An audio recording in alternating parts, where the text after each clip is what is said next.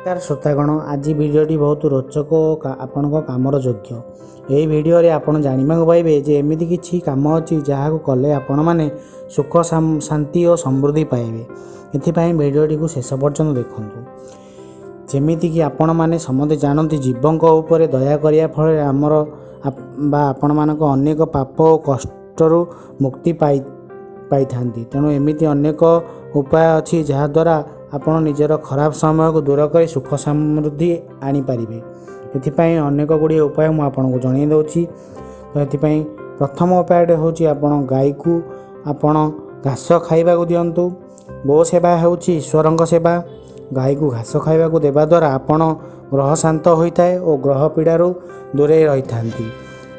आपण घरे अशुभ शक्तिर प्रवेश हो पारि न थाए। तो द्वितीय सेवाटी हूँ आपण कुकुर को रोटी खाइबा को देले शत्रुनाश होता है।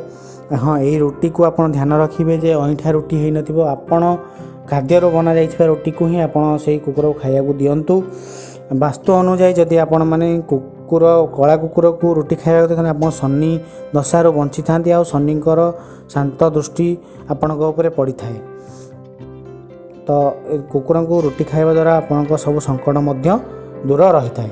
तो तृतीय उपाय हूँ पक्षी मान को खाइबा को देले आपण माने व्यवसाय रे उन्नति लाभ करते। आपण जदि कौन व्यवसाय मांदा चलुता है ताहा पुणी व्यवस्था को आसी थाए आपणकर लाभवान होता।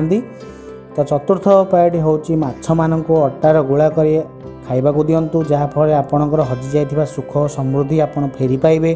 जीवन लगी रही अଯଥା समस्या आपण दूर रहिबो आ अशांति सृष्टि हेबो नहीं। आपण जीवन सुखमय हो। तो पंचम उपाय हूँ पिंपुड़ी मान खाइबा को देले आपणकर जो रही अଯଥା ऋण बा आपण जो ऋण मुक्त होगा चाहते मुक्त ऋण मुक्त हेबे।